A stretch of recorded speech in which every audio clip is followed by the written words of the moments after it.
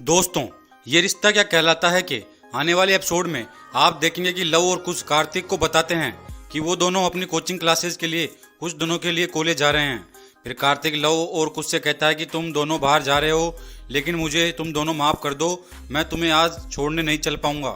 फिर लव और कुश कार्तिक से कहते हैं कि कोई बात नहीं भैया, हम दोनों चले जाएंगे। फिर कार्तिक लव और कुश से कहता है कि त्रिशा की हालत बहुत ख़राब है, इसलिए त्रिशा का ध्यान रखने के लिए मुझे नायरा के साथ घर पर ही रहना पड़ेगा और तुम दोनों जाने से पहले अपनी भाभी से मिलके जाना। फिर लव कार्तिक के सामने झूठा बहाना बनाता है कि आप नायरा भाभी को नीचे बुलवा दो, फिर हम दोनों नायरा भाभी से मिल लेंगे। लेकिन कार्तिक लव की बात को अनसुना करके लव और कुश को नायरा के पास ले जाता है, जहां नायरा त्रिशा से यह पूछ रही थी कि त्रिशा तुम बताओ कि तुम्हारी यह हालत किसने की है, मुझे तुम बताओ त्रिशा प्लीज, मैं उस गुनहगार को कड़ी से कड़ी सजा दिलवा कर रहूंगी। फिर कार्तिक नायरा के पास आ जाता है और लव और कुश दरवाजे के पास ही खड़े रह जाते हैं। फिर त्रिशा नायरा के कहने पर अपनी अंगुली से इशारा लव और कुश की तरफ करती है, लेकिन नायरा और कार्तिक त्रिशा के इशारे को समझ ही नहीं पाते हैं और फिर लव और कुश बहुत तेज घबरा जाते हैं और उनके पसीने छूट जाते हैं और उनको लगता है कि त्रिशा अभी सभी लोगों को सच बता देगी। फिर कार्तिक और नायरा डॉक्टर को फ़ोन करते हैं और डॉक्टर से कहते हैं कि त्रिशा अपना हाथ हिला रही है, शायद त्रिशा के घर आने के बाद त्रिशा की हालत में सुधार आया है। इसके बाद लव और कुश छोड़कर नीचे जाते हैं ताकि वो दोनों जल्दी से बाहर जा सके, लेकिन अखिलेश लव और कुश को रोक लेता है और अखिलेश लव और कुश से कहता है कि तुम दोनों अकेले कहाँ जा रहे हो, थोड़ी देर रुको, मैं तुम्हें ड्रॉप कर दूंगा। इसके बाद त्रिशा का चेकअप करने के लिए डॉक्टर घर आती है और सभी घर वाले त्रिशा के कमरे में इकट्ठे हो जाते हैं और फिर डॉक्टर नायरा को बताती है कि त्रिशा के घर आने के बाद त्रिशा की हालत में काफ़ी इम्प्रूवमेंट हुआ है।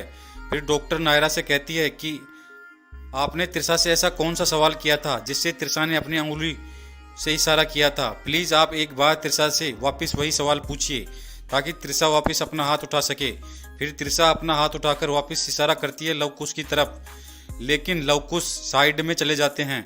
फिर डॉक्टर नायरा से कहती है कि आप त्रिशा को फोर्स मत करो क्योंकि उसकी तबीयत ज़्यादा बिगड़ जाएगी।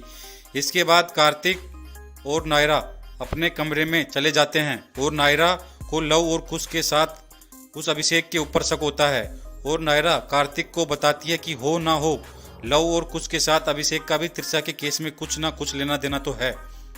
कार्तिक नायरा से कहता है कि तुम खामखा हमेशा लव और कुश पर ही क्यों शक करती हो, तुम कुछ ज़्यादा ही सोच रही हो, प्लीज़ तुम आराम करो। इसके बाद गोयनका हाउस में पूछताछ के लिए पुलिस इंस्पेक्टर आता है और कार्तिक इंस्पेक्टर के ऊपर बहुत तेज चिल्लाता है कि आपको कितने दिन हो गए हैं और आपको त्रिशा के गुनहगार का पता ही नहीं चला है। फिर इंस्पेक्टर कार्तिक से कहता है कि हम गुनहगार तक पहुंचने की पूरी कोशिश कर रहे हैं और आपके ऐसे हमारे ऊपर चिल्लाने से गुनहगार पकड़ा नहीं जाएगा। फिर कार्तिक इंस्पेक्टर से माफ़ी मांगता है और इंस्पेक्टर से कहता है कि मुझे आपसे चिल्लाकर बात नहीं करनी चाहिए, आई एम सॉरी सर। इसके बाद वंश कायरो को खेलने के लिए बुलाता है, लेकिन वंश देखता है कि कायरो को तो बहुत तेज डरा हुआ है। कायरो बहुत तेज घबरा जाता है और वह बहुत सहमा हुआ सा लगता है। कायरो के दिमाग में एक ही बात घूमती रहती है कि लव भैया ने उसे कितनी ज़ोर से डांट लगाई है। तो दोस्तों, आज के लिए इतना ही।